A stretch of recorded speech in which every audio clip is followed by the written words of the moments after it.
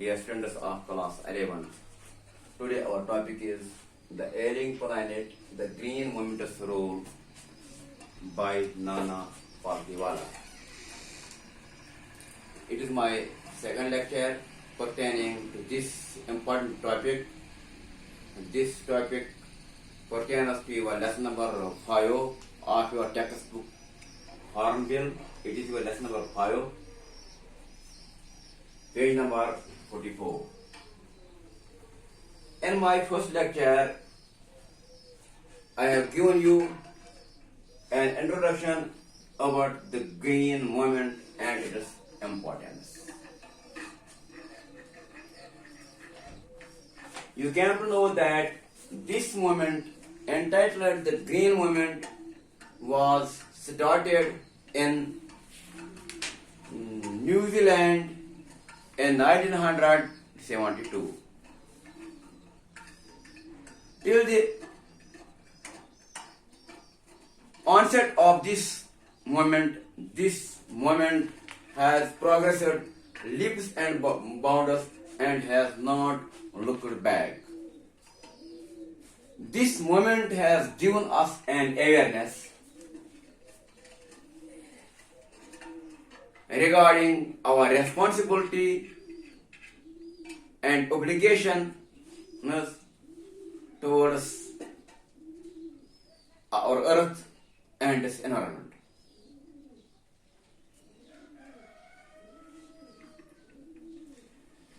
It has transferred our view from mechanistic to a holistic and ecological one. In 16th century, it was Copernicus who have given an idea that Earth is a planet like other planets which revolves around the sun.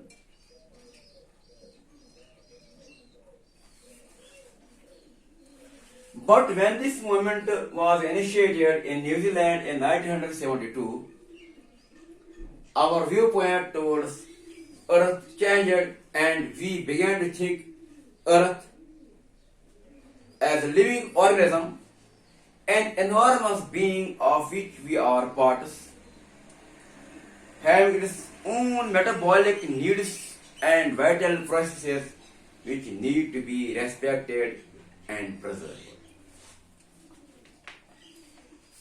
Then in my previous lecture, I have told you the concept of sustainable development,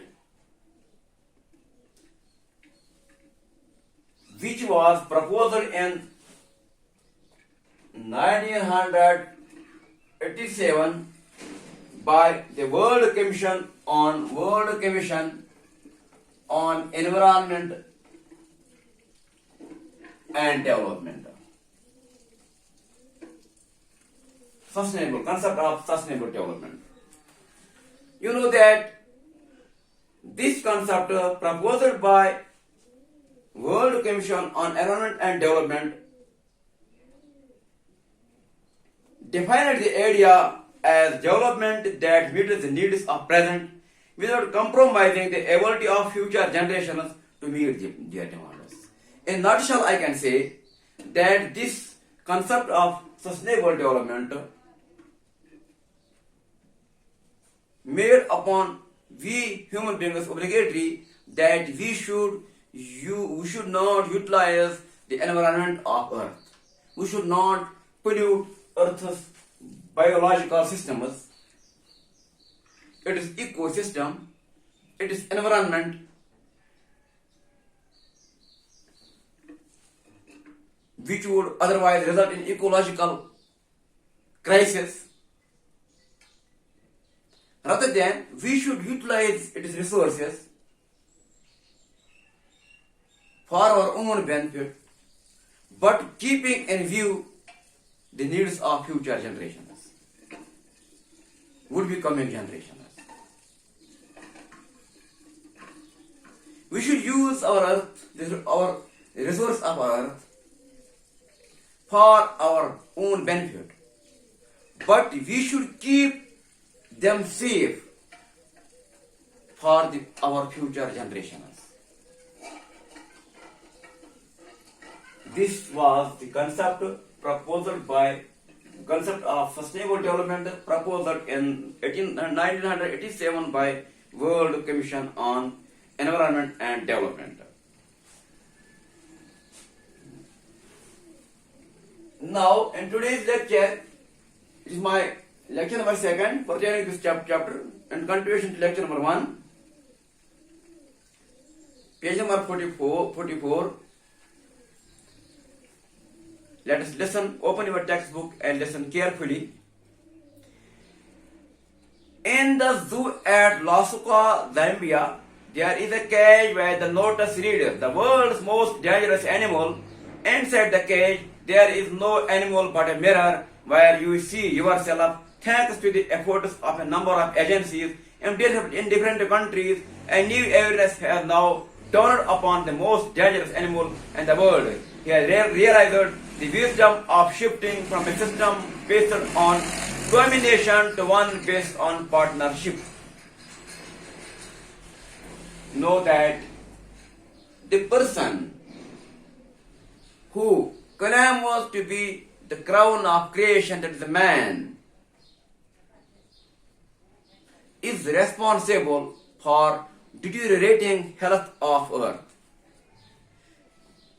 environmental pollution of earth, ecological disturbance and ecological crisis of the earth.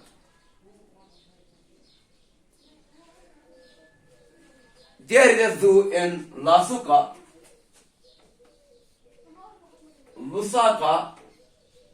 it is in Zambia. In that zoo there is a cage. Before, in front of that cage, there is a signboard, there is a notice. You know that in zoo where animals or different wild beasts are encaged, and in front of that cage signboards are put on which the name of those animals are written. Same is the case with this cage, which has been put in Lusaka in Zambia zoo. In front of this cage there is a notice. It reads world's dangerous animal.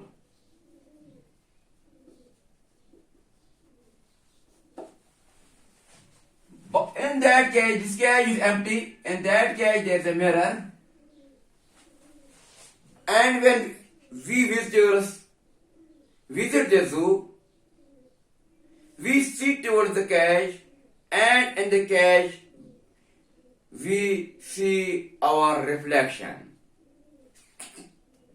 That means this cage tells us that the world's most dangerous animal, world's most dangerous animal is man, who has deteriorated the atmosphere of earth, who has polluted its water bodies, it is oceanous, it is pondus, who has polluted its forests by cutting trees by the acts of deforestation, who has changed its land forms by one way or other way. So, the world's most dangerous animal is man, who harms earth.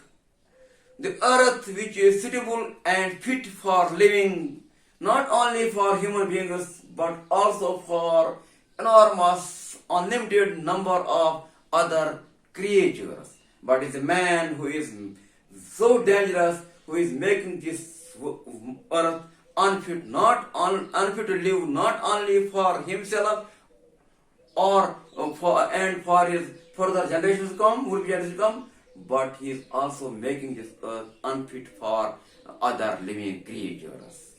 We know that so many living creatures have now become extinct. The main reason is man's unruly behavior. So, the man is the most dangerous animal in the world.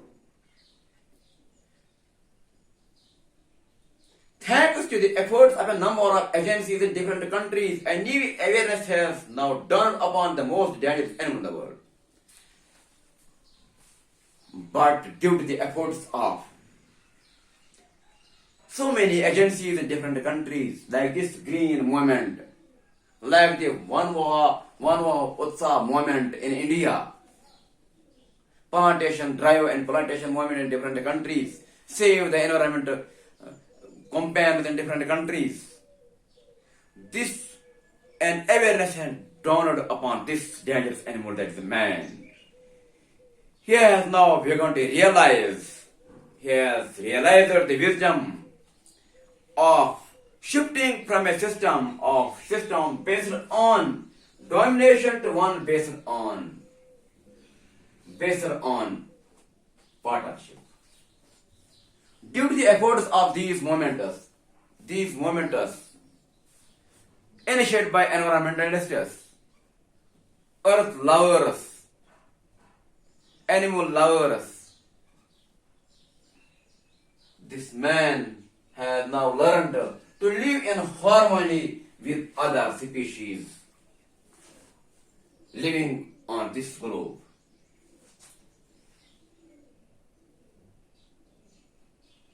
He has now realized the wisdom of shifting from a system based on domination to one based on partnership. He has now realized the concept to live, to share this globe, and to make a harmonious relationship with other living creatures on this earth. He has now adopted the concept of live and let live. This is due to the efforts of different companions, different agencies in different countries.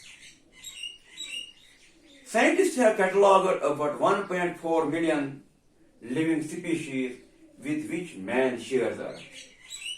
Man, though claims himself to be the crown of creation, man alone is not the master of this universe, of this globe, of this earth. But there are 1.4 million living species,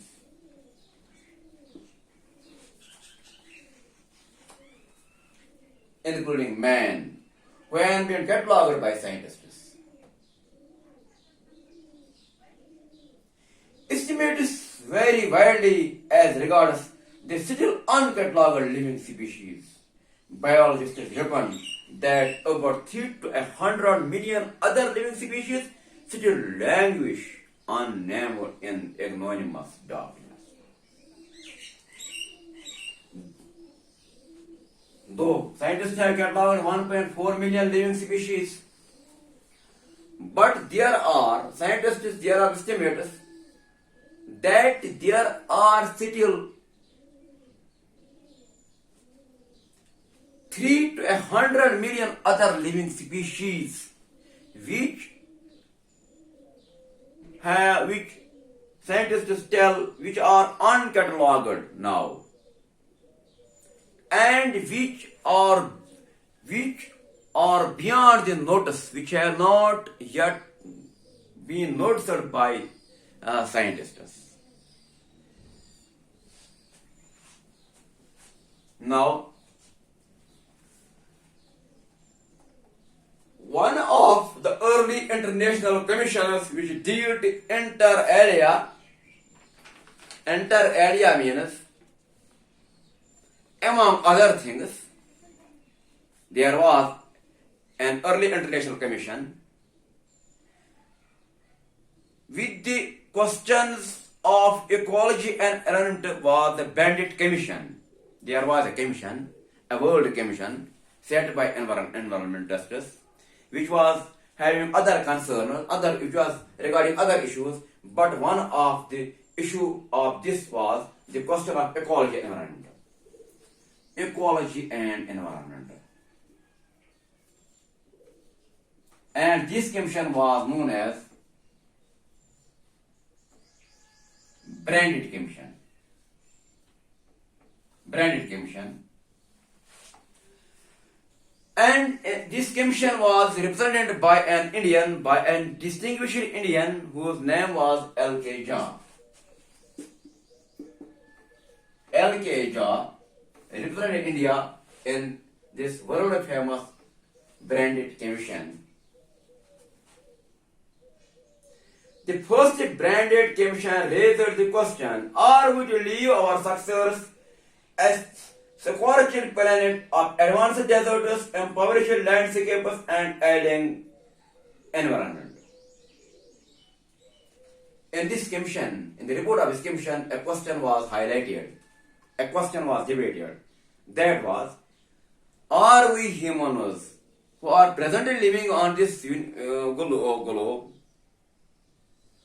are we supposed to leave our successors, that be our would-be generations, our forthcoming generations, as scorched planet of advanced deserts, that will due to our frequent deforestation efforts, impoverished landscapes, and ailing environment, our polluted environment? That question was debated. Mr. Lester R. Brown, in his thoughtful book, The Global Economic Prospect, there was a well-known writer whose name was Mr. Lester R. Brown,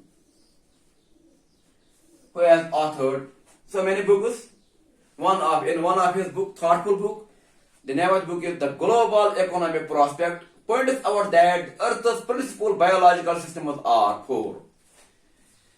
In his famous book, The Global Economic Prospect, Mr. Lester R. Brown, one of the great environmentalists, scholars, he points out that Earth's principal biological systems are four. Number one, fisheries. It is one of the four biological systems of Earth. Number two is forests. And number three is grasslands. And number four is croplands. These four biological systems of Earth: fisheries, forests, grasslands, and croplands, they form the foundation of the global economic system. These four principal biological systems of Earth, they form the foundation means base, foundation of global economic system.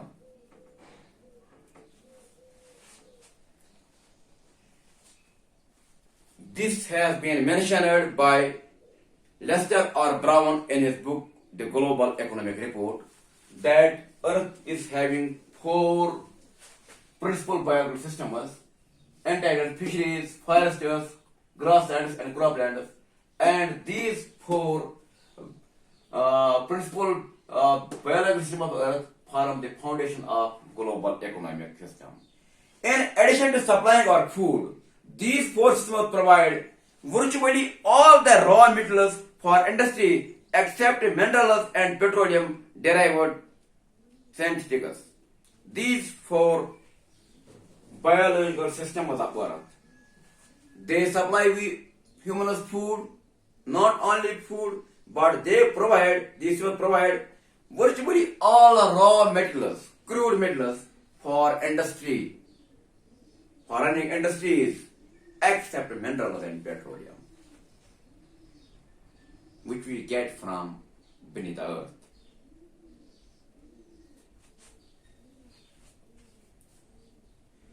In large areas of the world, humans claim on these systems are reaching an unsustainable level.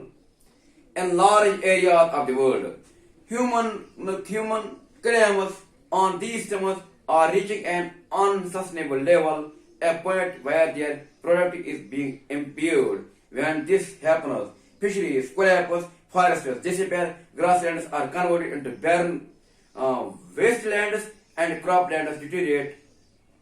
In a protein conscious and protein hungry world, overfishing is common every day. In poor countries, local forests are being decimated in order to procure that in order to procure firewood for cooking. In some areas, firewood has become so expensive that what goes under the pot now costs more than what goes inside it.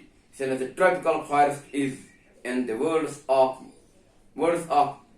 Dr. Mayers, the powerhouse of evolution. Several species of life face extinction as a result of its destruction. Author says that these four biological systems of Earth form the foundation of global economic. They provide us food, not only food, they provide us raw materials for our industry. But he says that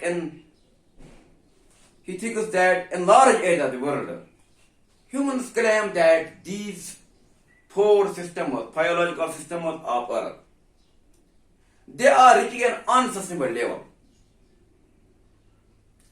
Their productivity has become now impaired.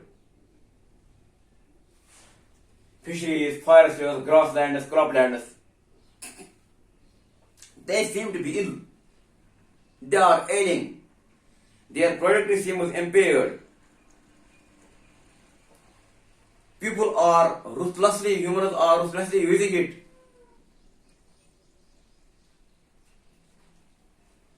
They are being exploited on unlimited basis.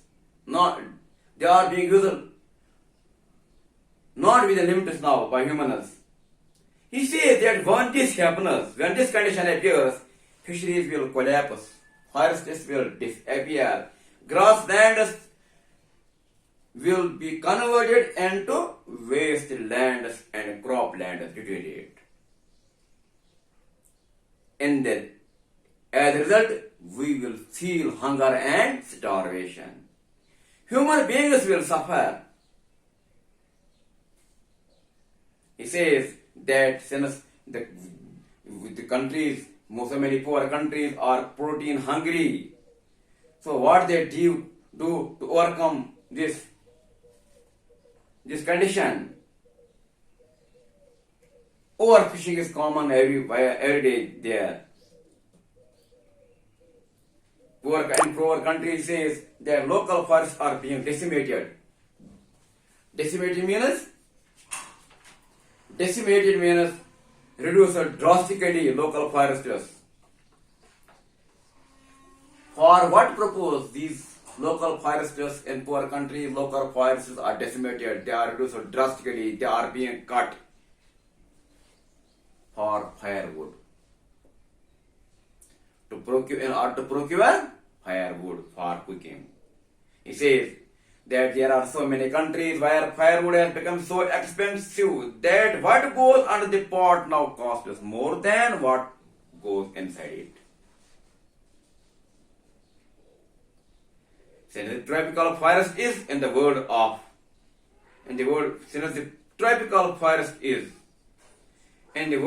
Dr. Mayers, the powerhouse of evolution. In the words of Dr. Mayers, tropical forest is the powerhouse of evolution. In tropical, it means that in tropical forest is the abode of so many, is the habitat of so many creatures, so many wild beasts, so many birds.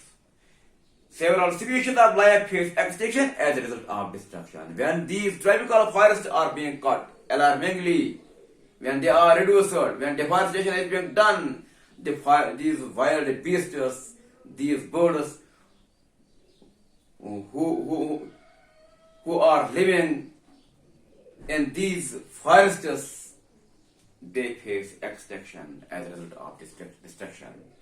Thank us. Stay blessed. Have a nice day. Inshallah, remaining part of this chapter, this lesson will be continued in next lectures.